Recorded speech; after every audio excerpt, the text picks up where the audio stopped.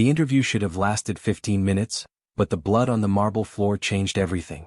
Nora Bennett stood frozen outside the towering glass headquarters of Blackcrest Holdings, clutching her worn leather portfolio while armed men flooded the entrance.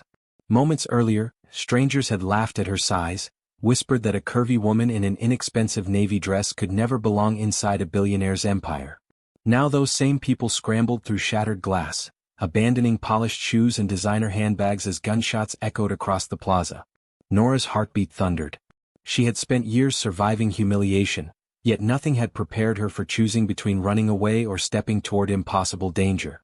Nora inhaled sharply, forcing herself to stay calm despite the screams surrounding her.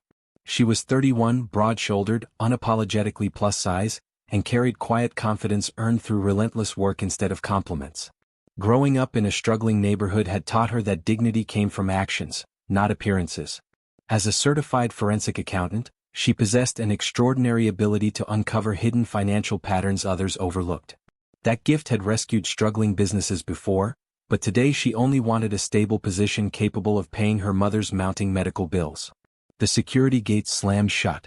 Black armored vehicles surrounded the entrance while sharply dressed guards communicated through discreet earpieces. Their movements looked less like corporate security and more like a private army. One wounded executive stumbled toward Nora before collapsing against a polished stone pillar. Without hesitating, she knelt beside him, pressing her scarf firmly against his bleeding shoulder until two guards rushed forward. "Leave immediately," one barked. "He'll bleed faster if you move him carelessly," Nora answered steadily. The guard hesitated. Someone behind the tinted entrance doors had been watching. Several minutes later, the enormous doors opened with mechanical precision. Every conversation stopped. Even the armed guards instinctively straightened. A tall man emerged wearing a perfectly tailored charcoal suit beneath a long black overcoat.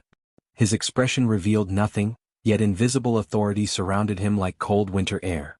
Matteo De Luca never raised his voice to command obedience. He simply expected it. Rumors called him a billionaire investor. Whispers called him something far more dangerous. His dark eyes settled on Nora, still kneeling beside the injured executive. "Everyone else ran," he observed. "They were afraid. And you weren't." "I was," she admitted. "Fear doesn't excuse abandoning someone." Silence stretched between them. Matteo studied her without embarrassment or cruelty. His gaze noticed everything: the inexpensive shoes polished with care, the trembling hands refusing to release pressure from the wound, the determination stronger than panic. "You came for an interview." "Yes." "With blood on your dress, you're still waiting?" "I still need the job." Several executives exchanged amused looks. One woman laughed openly. "She seriously believes she's qualified to become the executive assistant? Look at her." Another added, "She doesn't fit this company." Nora slowly stood. "I wasn't hired to fit anyone's expectations," she replied evenly. "I came to do exceptional work." The laughter faded. Matteo's expression remained unreadable. "Interesting answer," he said. He motioned toward the shattered lobby. "Come inside." The building resembled controlled chaos. Bulletproof glass separated luxurious offices from reinforced corridors. Priceless artwork hung beside concealed security panels. Nora realized Blackcrest Holdings hid something much larger than international finance. Matteo led her into a conference room overlooking the city skyline. Without offering a chair, he placed several confidential financial reports before her. "You have 10 minutes. For what? Tell me why these numbers feel wrong." Nora scanned the pages. At first glance, everything balanced perfectly. Then she noticed tiny inconsistencies. Repeated transfers. Identical timestamps. Artificial vendor chains. Invisible laundering techniques hidden beneath legitimate transactions. She circled several entries. "Someone inside your organization is stealing from you," she said quietly. "Not for money alone. They're creating financial blind spots large enough to hide future operations." The room fell completely silent. Senior executives exchanged alarmed glances. Matteo leaned forward for the first time. "How long did that take?" "4 minutes." "No calculator?" "I didn't need one." His eyes narrowed with unmistakable curiosity.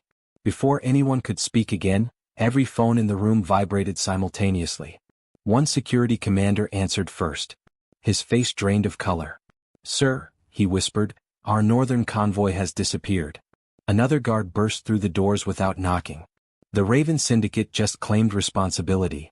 Mateo's calm expression hardened into something terrifying. He looked directly at Nora. You've walked into a war.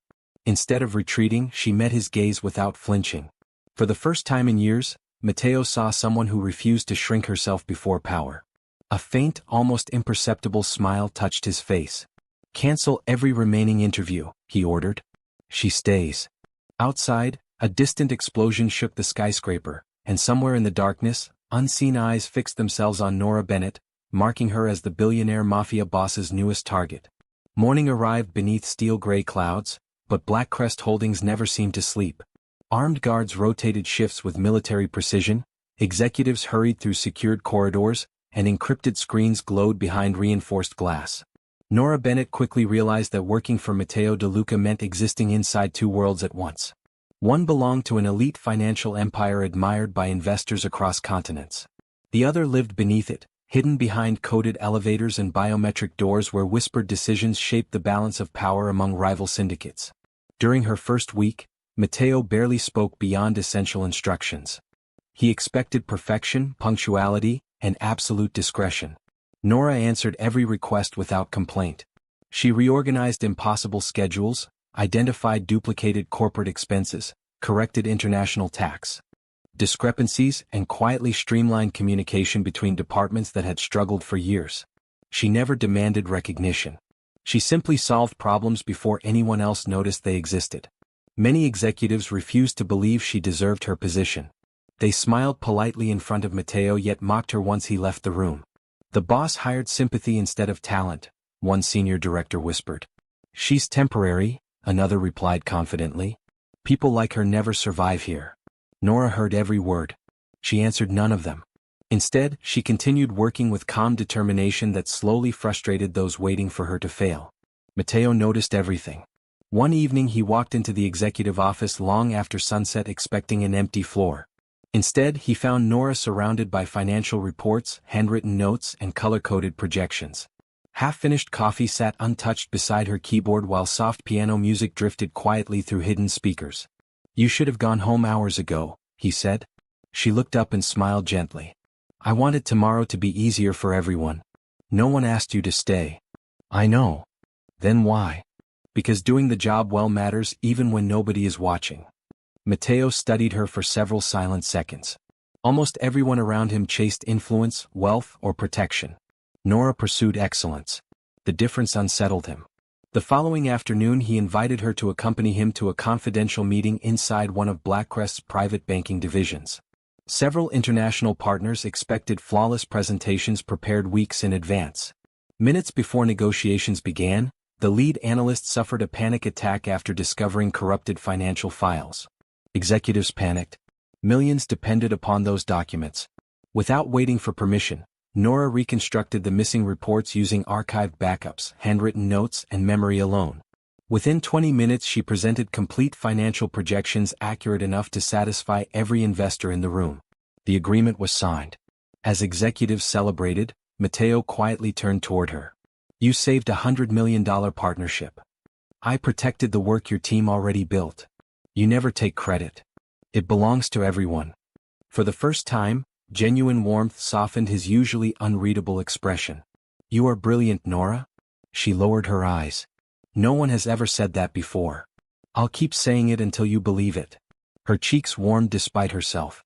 Later that evening Matteo instructed the kitchen staff to prepare dinner instead of allowing her to skip another meal. When she hesitated before the beautifully arranged table, self-conscious beneath the elegance surrounding her, he pulled out the chair beside him. You never need to make yourself smaller here, he said quietly. I've spent my life trying not to inconvenience people. You are not an inconvenience. His steady voice carried no pity, only certainty. For the first time in years, Nora allowed herself to believe someone truly meant those words. Their growing understanding did not escape everyone's attention. Hidden within Blackcrest's accounting division, a trusted financial controller secretly copied encrypted transaction records onto an unregistered storage device before disappearing into the underground parking garage. There, inside a waiting luxury sedan, an unseen figure accepted the files without revealing a face. The assistant? The stranger asked. She's becoming a problem. Then watch her. The controller nodded. The following morning, Nora reviewed routine expense reports connected to Blackcrest's shipping subsidiaries. Most entries appeared ordinary until one recurring payment caught her attention. Identical security invoices had been processed through 3 unrelated companies before vanishing into offshore accounts that should no longer exist.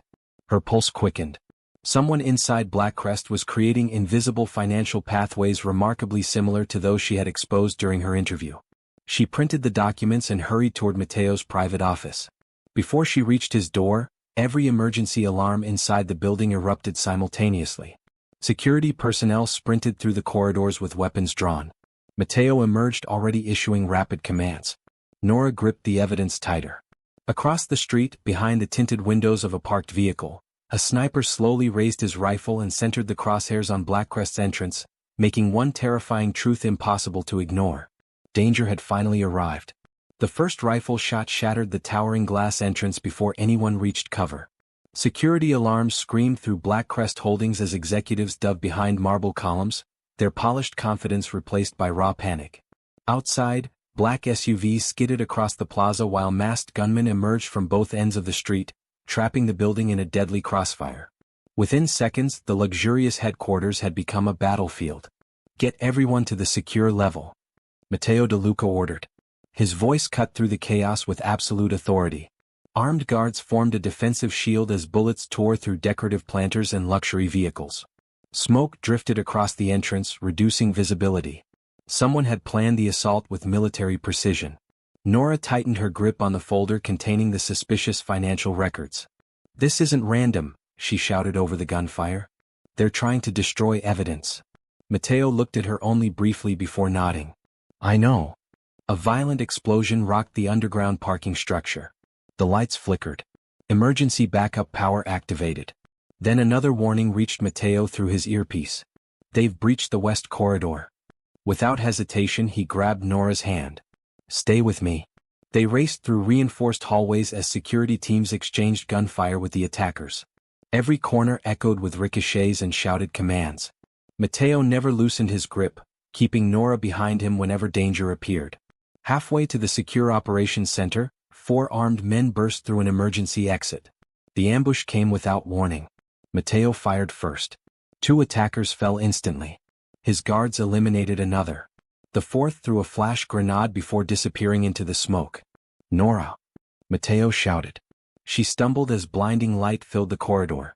Strong hands seized her from behind. A masked attacker dragged her toward the service elevator. "The boss wants her alive." Nora fought back instinctively, striking his arm with the heavy folder. Documents scattered across the floor, but one page caught her attention even in the confusion. A company identification number. It belonged to Blackcrest. Not the enemy. Someone inside had authorized restricted elevator access during the attack. The kidnapper reached for his radio. "You have the wrong woman," Nora said calmly. He laughed. "No. We have the right weakness." Before he could force her inside the elevator, Matteo appeared through the smoke. His expression was terrifying. "Take one more step," he said quietly, "and you won't leave this building." The attacker shoved Nora aside and fired. Matteo returned fire. The gunman collapsed. Matteo crossed the distance in seconds. "Are you hurt?" She shook her head. "I'm fine." His hands briefly checked her shoulders for injuries before he seemed to realize what he was doing. He stepped back, but relief remained unmistakable in his eyes. The attack continued. Reports flooded the command center. 3 security teams had lost communication. 2 armored convoys had been diverted. Electronic access systems were failing one after another. Inside the operations room, senior executives struggled to understand the rapidly changing situation. Nora spread the recovered financial documents across the digital table. "Stop tracking the attackers," she said. Several executives stared at her. "What?" "They're using fake routes." One director frowned. "How could you possibly know that?" She pointed toward the transaction records.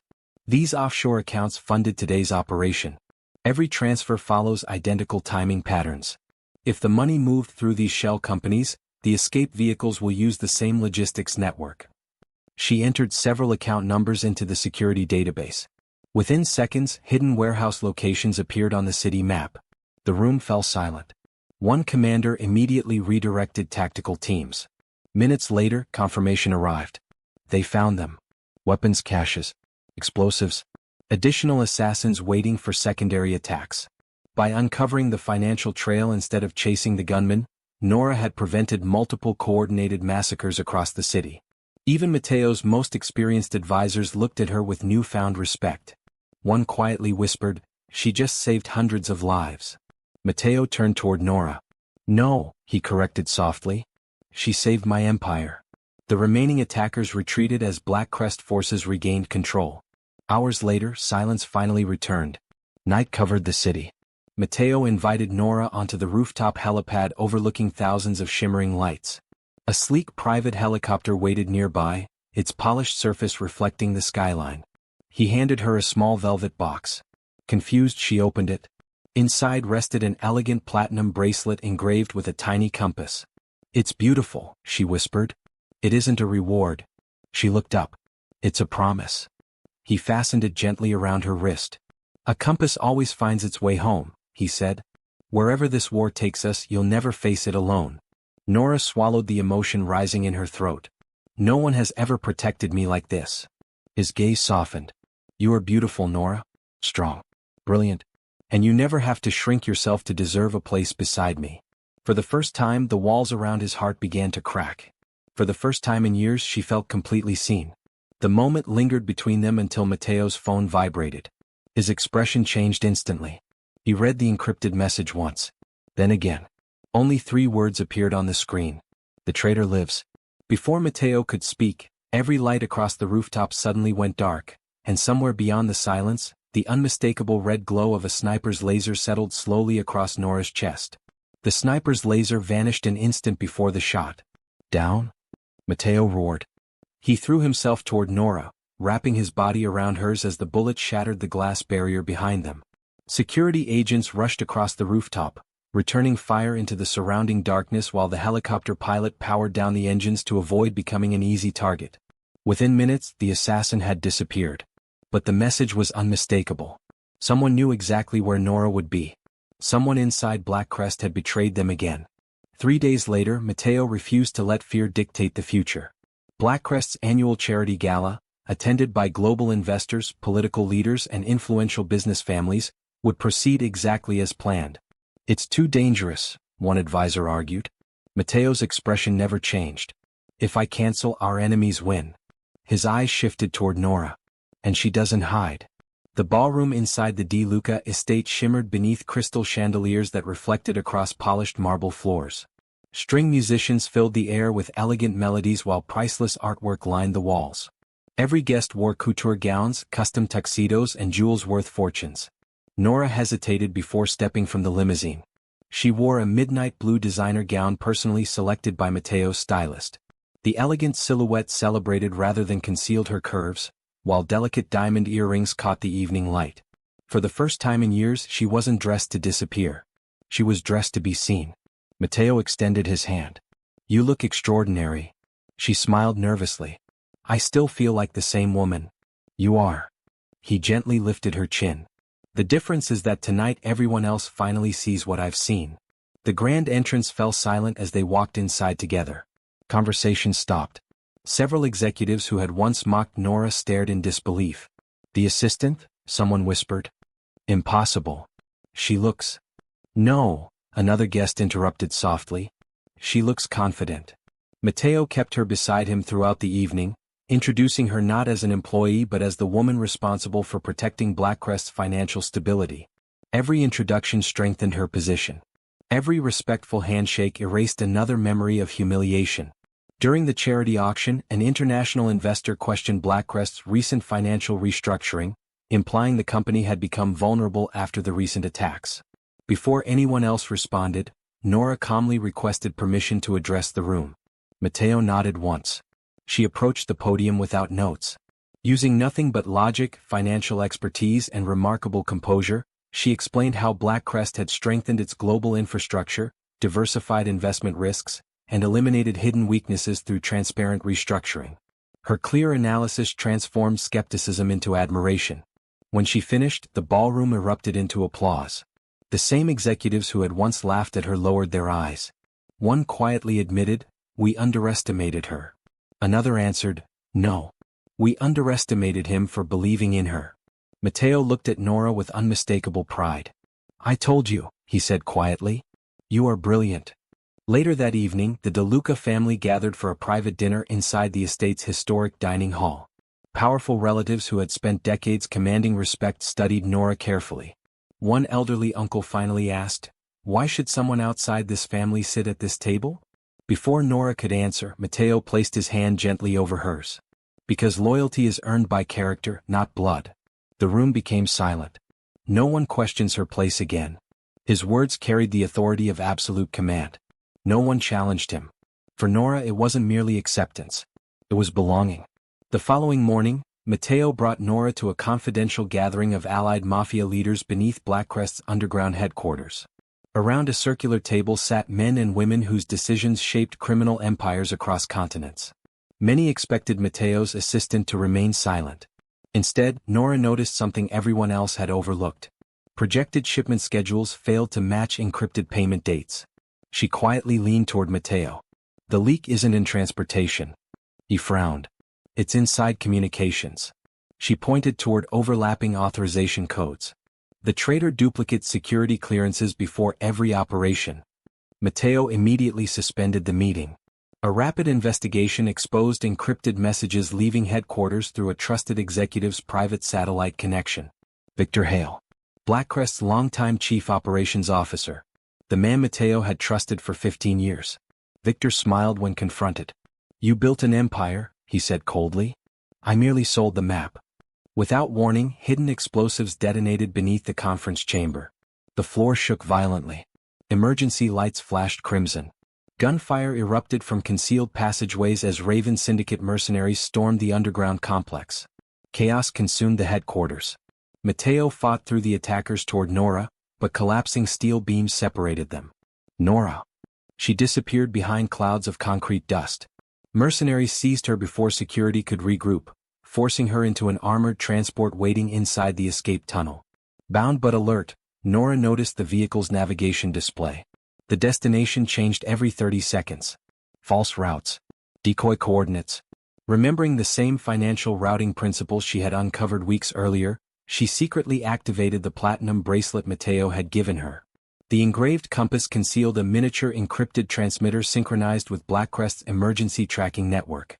No captor noticed the tiny flashing signal beneath her sleeve. The convoy vanished into the night. Minutes later, Matteo reached the destroyed tunnel entrance. Smoke drifted through shattered concrete.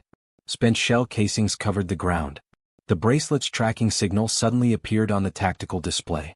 Hope surged through the command center. Then Victor laughed. You still don't understand. He pressed a hidden remote. The tracking signal split into dozens of identical locations across the city. Every screen filled with false destinations. Matteo stared helplessly at the impossible map, unable to know which signal belonged to Nora. For the first time since building his empire, the man feared by every rival syndicate dropped to one knee, devastated by the thought that the woman who had taught him to trust might already be beyond his reach. The tactical command center fell silent except for the relentless beeping of dozens of identical tracking signals scattered across the city. Every screen displayed a different location. Every route looked authentic. Every passing second carried Nora farther into enemy territory. Most men waited for orders. Matteo De Luca made a decision. Prepare every strike team, he commanded. We move on all locations. One advisor stepped forward. If we divide our forces, we'll weaken the empire. Matteo's icy gaze settled on him. If protecting the empire means abandoning her, then the empire isn't worth keeping. The room froze. For the first time, the feared billionaire mafia boss had chosen a person over power. Across the city, Nora remained calm despite the restraints binding her wrists. She studied the armored warehouse where the Raven Syndicate had taken her. Armed guards patrolled every entrance while stolen Blackcrest files covered long steel tables. Victor Hale stood proudly beside rival mafia leader Viktor Sokolov, believing victory was finally within reach. You were smarter than expected, Victor admitted. Unfortunately, intelligence dies like everyone else. Nora looked around carefully. It doesn't have to. Victor laughed. You still think someone is coming? He is. And when he arrives? He'll discover you made one mistake. Victor smirked. Which mistake? You underestimated the accountant. While the guards argued, Nora noticed an open financial ledger connected to encrypted shipment schedules. Even now, the Raven Syndicate relied on hidden payment codes to coordinate its assault. Memorizing the sequence, she quietly loosened the decorative clasp from Mateo's platinum bracelet. Inside the compass casing rested a microscopic emergency transmitter and a magnetic data key. Earlier, when Victor duplicated the tracking signal, he never realized the bracelet carried something even more valuable. Nora secretly inserted the key into a nearby security terminal. Within seconds, Blackcrest's network recognized the encrypted signature. Instead of broadcasting location data, it quietly infected the Syndicate's communication system, replacing every false route with the warehouse's exact coordinates. Hundreds of miles of deception collapsed in seconds. Back inside Blackcrest headquarters, tactical maps suddenly refreshed. One signal remained. Mateo smiled for the first time in hours. I found you. Within minutes, armored convoys thundered through the industrial district. Black helicopters circled overhead while elite security teams surrounded the warehouse from every direction. The final war had begun. Explosions shattered reinforced gates. Gunfire erupted across loading docks. Smoke consumed the night as Blackcrest forces advanced with disciplined precision. Inside, Victor ordered every remaining mercenary to hold the line. They cannot leave here alive. Bullets tore through steel beams. Armored vehicles crashed through barricades. Mateo fought at the front, refusing to allow anyone else to reach Nora first. Every step brought another exchange of gunfire. Every fallen attacker brought him closer. Victor attempted to escape through the underground tunnel. Nora intercepted him. You destroyed innocent lives for greed. I built this empire as much as Mateo did. No, she answered firmly. You only stole from it. Using the financial records she had memorized, Nora activated the warehouse's automated locking system. Massive steel doors sealed every exit, trapping Victor and Victor inside with advancing Blackcrest forces. Their own escape plan became their prison. Moments later, Mateo burst into the warehouse. Their eyes met across the smoke. Nora. I'm here.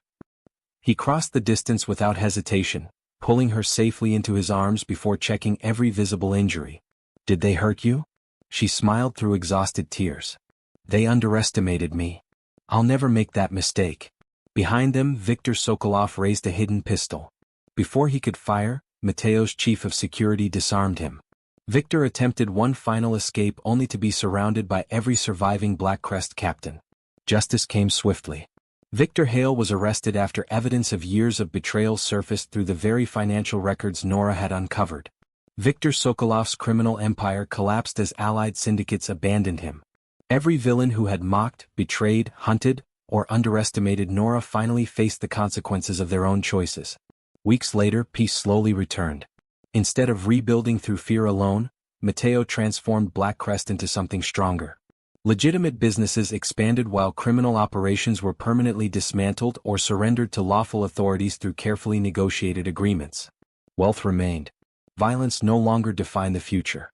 On a quiet hillside overlooking the city, Mateo led Nora toward a beautifully restored historic villa surrounded by blooming gardens.